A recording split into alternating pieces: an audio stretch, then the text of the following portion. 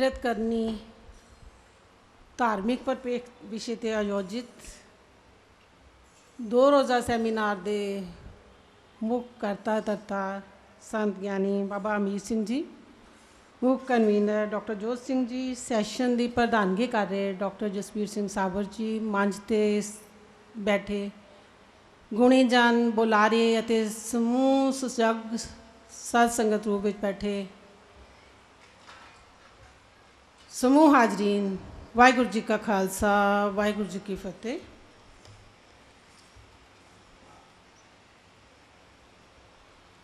गुरबाणी विश्व मानवता लई पथ प्रदर्शक है। गुरु नानक साहिब ने अपनिया 4 उदासियां दौरान भरमण करदियां समुची लुकाई नूं जो उपदेश दिता उसका मुख्य सार किरत करना, नाम जपना ते वंड चकना है, जिस विच किरत नूं जीवन की नींह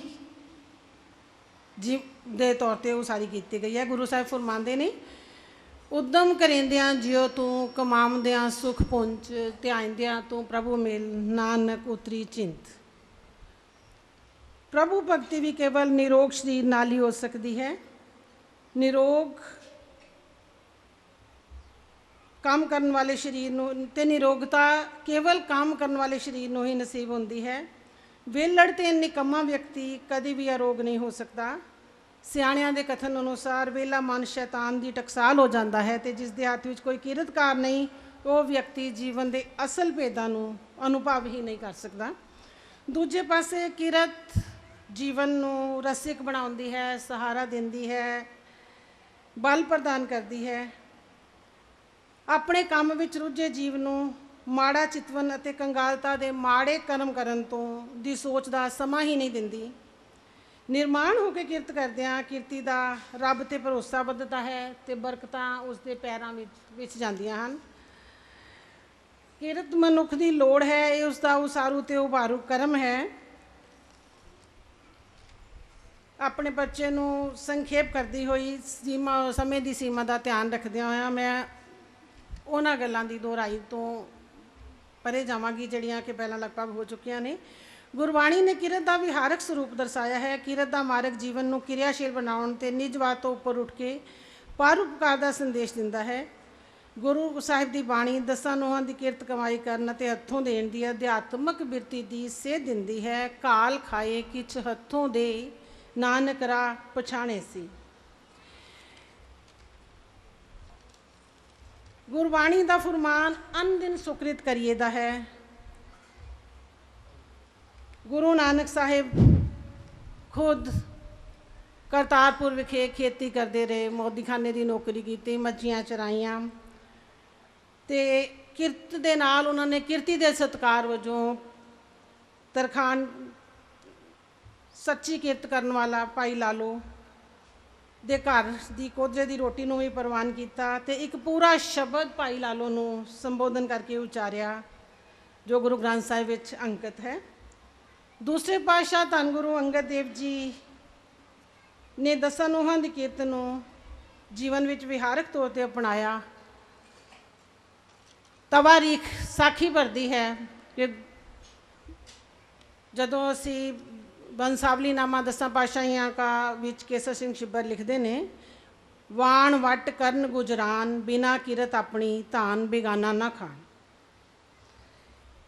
तीसरे पातशाह गुरु अमरदास जी वड्डी उम्रे विच भी उम्र विच भी गुरु अंगद देव जी की सेवा विच तत्पर ही हैं, पर किरत वजों लंगर विच प्रशादा छकण तो पहला करम गुरु के लंगर लई जंगल विचों लकड़ां कट के भी लियाउणा है।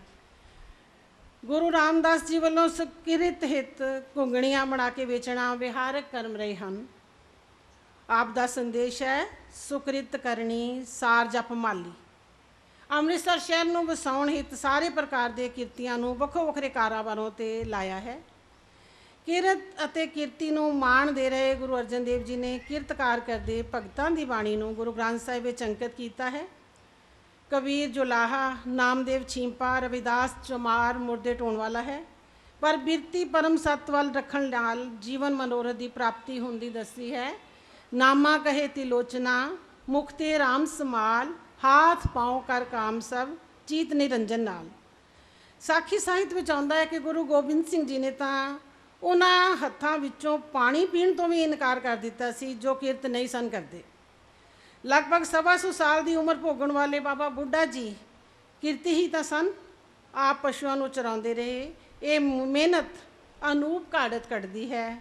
ਭਾਈ ਮੰਝ ਗੁਰੂ ਅਰਜਨ ਦੇਵ ਜੀ ਦਾ ਸੇਵਕ, ਜਿਹੜੇ ਕਿ ਲੰਗਰ ਦੇ ਲਈ ਲੰਗਰ ਵਿੱਚੋਂ ਪ੍ਰਸ਼ਾਦਾ ਛਕਦੇ ਸਨ, ਸੇਵਾ ਕਰਦੇ ਸਨ, ਲੰਗਰ ਵਿੱਚੋਂ ਪ੍ਰਸ਼ਾਦਾ ਛਕਦੇ ਸਨ। ਜਦੋਂ ਗੁਰੂ ਸਾਹਿਬ ਨੇ ਪੁੱਛਿਆ ਤਾਂ ਫਿਰ ਉਹਨਾਂ ਨੇ ਕਿਹਾ ਕਿ ਜੇ ਲੰਗਰ ਵਿੱਚੋਂ ਪ੍ਰਸ਼ਾਦਾ ਛਕ ਲਿਆ ਤਾਂ ਫਿਰ ਸੇਵਾ ਕੀ ਹੋਈ, ਫਿਰ ਤੁਸੀਂ ਕਿਰਤ ਕੀ ਕਰਦੇ ਹੋ। ਉਹਨਾਂ ਨੇ ਫਿਰ ਝੂਠੇ ਭੋਜਨ ਵਿੱਚੋਂ ਪ੍ਰਸ਼ਾਦ ਛਕਣਾ ਸ਼ੁਰੂ ਕਰ ਦਿੱਤਾ। ਜਦੋਂ ਗੁਰੂ ਸਾਹਿਬ ਨੂੰ ਇਸ ਗੱਲ ਦਾ ਪਤਾ ਲੱਗਿਆ ਤਾਂ ਗੁਰੂ ਸਾਹਿਬ ਨੇ ਕਿਹਾ ਇਹ ਤਾਂ ਜੀਵਾਂ ਜੰਤੂਆਂ ਦੇ ਆਧਾਰ ਦੇ ਵਿੱਚੋਂ ਤੁਸੀਂ ਭੋਜਨ ਛਕਦੇ ਹੋ। ਤਾਂ ਗੁਰੂ ਕੇ ਲੰਗਰ ਵਾਸਤੇ ਲੱਕੜਾਂ ਦੀ ਸੇਵਾ, ਜੰਗਲ ਵਿੱਚੋਂ ਕੱਟ ਕੇ ਲਿਆਉਣ ਦੀ ਸੇਵਾ ਜੋ ਭਾਈ ਮੰਝ ਕਰਦੇ ਸੀ, ਤਾਂ ਉਹਨਾਂ ਨੇ ਉਸ ਸੇਵਾ ਨੂੰ ਡਬਲ ਕਰ ਦਿੱਤਾ ਕਿ ਉਹ ਪਹਿਲਾਂ ਲੰਗਰ ਦੇ ਲਈ ਲੱਕੜਾਂ ਪਹੁੰਚਾਉਂਦੇ, ਵਾਧੂ ਲੱਕੜਾਂ ਕੱਟ ਕੇ ਗੁਰੂ ਆਪਣੀ ਕਿਰਤ ਵਜੋਂ ਪ੍ਰਸ਼ਾਦਾ ਛਕਦੇ। ਤਾਂ ਹੀ ਗੁਰੂ ਸਾਹਿਬ ਨੇ ਵਰ ਦਿੱਤਾ ਸੀ, ਮੰਝ ਗੁਰੂ ਕਾ ਬੋਹਿ ਥਾ ਜਗ ਲੰਘਣ ਵਾਲਾ। ਮੰਝ ਪਿਆਰਾ ਗੁਰੂ ਕੋ ਮੰਝ ਪਿਆਰਾ ਮੰਝ ਗੁਰੂ ਕਾ ਬੋਹਿ ਥਾ ਜਗ ਲੰਘਣ ਹਾਰਾ। ਜੇਕਰ ਕੰਮ ਕਰਨ ਦਾ ਸੁਭਾਅ ਨਹੀਂ ਬਣਿਆ ਤਾਂ ਬੇਅੰਤ ਕੁਦਰਤੀ ਸੋਮਿਆਂ ਦੇ ਹੁੰਦਿਆਂ ਵੀ ਦਲਿੱਦਰੀ ਤੇ ਗਰੀਬੀ ਬਣੀ ਰਹੇਗੀ। ਜਿੱਥੇ ਸੁਕ੍ਰਿਤ ਨਹੀਂ ਉੱਥੇ ਜੀਵਨ ਵਿੱਚੋਂ ਅੱਛੇ ਦੈਵੀ ਗੁਣ ਮੰਨਫੀ ਹੋਣਗੇ। ਜੇ ਕਿਰਤ ਨੇਕ ਹੋਵੇਗੀ ਤਾਂ ਕਿਸੇ ਵੀ ਕਿਰਤ ਤੋਂ ਹੀਣ ਭਾਵਨਾ ਨਹੀਂ ਉਪਜੇਗੀ। ਕੋਈ ਵੀ ਕੰਮ ਛੋਟਾ ਵੱਡਾ ਨਹੀਂ ਹੁੰਦਾ, ਕੇਵਲ ਗਲਤ ਠੀਕ ਹੁੰਦਾ ਹੈ, ਜੋ ਕਿਸੇ ਵਿਅਕਤੀ ਦੀ ਇਮਾਨਦਾਰੀ ਤੇ ਨਿਰਭਰ ਕਰਦਾ ਹੈ। ਧਰਮ ਦੀ ਕਿਰਤ ਨੂੰ ਉੱਚਾ ਸਥਾਨ ਦਿੰਦਿਆਂ ਭਾਈ ਗੁਰਦਾਸ ਜੀ ਲਿਖਦੇ ਹਨ ਕਿ ਗੁਰਸਿੱਖ ਕਿਰਤ ਵਿਰਤ ਕਰ ਧਰਮ ਦੀ, ਲੈ ਪ੍ਰਸ਼ਾਦ ਆਣ ਵਰਤੰਦਾ। ਕਿਰਤ ਵਿਰਤ ਕਰ ਧਰਮ ਦੀ, ਹੱਥੋਂ ਦੇ ਕੇ ਭਲਾ ਮਨਾਈ। ਕਿਰਤ ਵਿਰਤ ਕਰ ਧਰਮ ਦੀ, ਖੱਟ ਖਵਾਲਣ ਕਾਰ ਕਰੇ ਹੀ। ਵਰਤਮਾਨ ਸਮੇਂ ਵਿੱਚ ਅਸੀਂ ਦੇਖਦੇ ਹਾਂ ਸਾਡੀ ਬਦਕਿਸਮਤੀ ਹੈ ਕਿ ਅਸੀਂ ਗੁਰੂ ਦਰਸਾਏ ਸਿਧਾਂਤਾਂ ਨੂੰ ਨਹੀਂ ਪਾਲ ਰਹੇ। ਹੱਥੀਂ ਕੰਮ ਕਰਨ ਨੂੰ ਅੱਜ ਸ਼ਾਨ ਦੇ ਉਲਟ ਸਮਝਿਆ ਜਾਂਦਾ ਹੈ। ਵਿਕਸਿਤ ਮੁਲਕਾਂ ਦੇ ਲੋਕ ਆਪਣੇ ਹੱਥੀਂ ਕੰਮ ਕਰਨ ਵਿੱਚ ਮਾਣ ਮਹਿਸੂਸ ਕਰਦੇ ਹਨ, ਪਰ ਅਸੀਂ ਆਪਣੇ ਹੀ ਦੇਸ਼ ਵਿੱਚ ਨਿਰਾਦਰ ਅਤੇ ਅਸਤਿਕਾਰ ਦਾ ਜੀਵਨ ਜੀਉ ਰਹੇ ਹਾਂ। ਬੇਗੈਰਤਾ ਹੋ ਕੇ ਜੀਉਣ ਨਾਲੋਂ ਕਿਰਤ ਕਰਕੇ ਸਤਿਕਾਰਤ ਤੇ ਸਵੈ ਵਿਸ਼ਵਾਸੀ ਹੋਇਆ ਜਾ ਸਕਦਾ ਹੈ। ਪੱਛਮੀ ਮੁਲਕਾਂ ਵਿੱਚ ਬੱਚੇ ਜਿੱਥੇ ਆਪਣੇ ਪੈਰੀਂ ਖੜੇ ਹੋਣ ਲਈ ਯਤਨਸ਼ੀਲ ਹੁੰਦੇ ਹਨ, ਉੱਥੇ ਕਿਸੇ ਵੀ ਕੰਮ ਨੂੰ ਘਟੀਆ ਨਹੀਂ ਸਮਝਿਆ ਜਾਂਦਾ। ਹਾਈ ਸਕੂਲ ਜਾਂ ਕਾਲਜ ਦਾ ਹਰ ਕੋਈ ਵਿਦਿਆਰਥੀ ਕੁਝ ਨਾ ਕੁਝ ਕਮਾਈ ਕਰਦਾ ਹੈ। ਆਪਣੀ ਕੀਤੀ ਕਮਾਈ ਨਾਲ ਸਤਿਕਾਰ ਹੁੰਦਾ ਹੈ, ਵਿਸ਼ਵਾਸ ਵੱਧਦਾ ਹੈ ਅਤੇ ਸੁਕ੍ਰਿਤ ਕਰਨ ਦੀ ਸੂਝ ਆਉਂਦੀ ਹੈ। ਅੱਜ ਸਮੇਂ ਦੀ ਲੋੜ ਹੈ ਸਵਾਰਥੀ ਤੋਂ ਸੇਵਾਰਥੀ ਬਣੀਏ, ਤਾਂ ਹੀ ਨਿੱਜ ਦਾ ਅਤੇ ਪਰ ਦਾ ਭਲਾ ਹੋ ਸਕਦਾ ਹੈ। ਸੋ ਜੀਵਨ ਵਿੱਚ ਸਫਲਤਾ ਲਈ ਮਨੁੱਖ ਨੂੰ ਸੱਚੀ ਕਿਰਤ ਕਰਦਿਆਂ ਹਮੇਸ਼ਾ ਚੜ੍ਹਦੀ ਕਲਾ ਵਿੱਚ ਰਹਿਣਾ ਚਾਹੀਦਾ ਹੈ। ਇਹ ਤਾਂ ਹੀ ਸੰਭਵ ਹੈ ਜੇ ਮਨੁੱਖ ਸਵੈ ਪੜਚੋਲ ਕਰੇ, ਆਪਣੇ ਆਪ 'ਤੇ ਭਰੋਸਾ ਰੱਖੇ ਅਤੇ ਜੀਵਨ ਦਾ ਟੀਚਾ ਮਿੱਥ ਕੇ ਚੱਲੇ। ਅਜਿਹੇ ਜੀਵ ਖੁਸ਼ੀਆਂ ਵੰਡਣ ਅਤੇ ਦੂਜਿਆਂ ਦੇ ਕੰਮ ਆਉਣ ਦੀ ਸੁੰਦਰ ਚਾਲ ਵਿੱਚ ਨਰੋਈ ਸ਼ਖਸੀਅਤ ਦੇ ਮਾਲਕ ਬਣਦੇ ਹਨ। ਸੁਕ੍ਰਿਤ ਦੀ ਪਛਾਣ ਜੀਵ ਨੂੰ ਸਦਾ ਚੜ੍ਹਦੀ ਕਲਾ ਵੱਲ ਲੈ ਜਾਂਦੀ ਹੈ। ਜੇ ਅਸੀਂ ਗਰੀਬੀ ਅਤੇ ਦਲਿੱਦਰ ਤੋਂ ਮੁਕਤ ਹੋਣਾ ਹੈ ਤਾਂ ਸਮੇਂ ਦੀ ਪਹਿਲੀ ਲੋੜ ਕਿਰਤ ਕਰਨ ਦੀ ਹੈ, ਕਿਰਤ ਕਰਨ ਦੀ ਹੈ। ਵਾਹਿਗੁਰੂ ਜੀ ਕਾ ਖਾਲਸਾ, ਵਾਹਿਗੁਰੂ ਜੀ ਕੀ ਫਤਿਹ।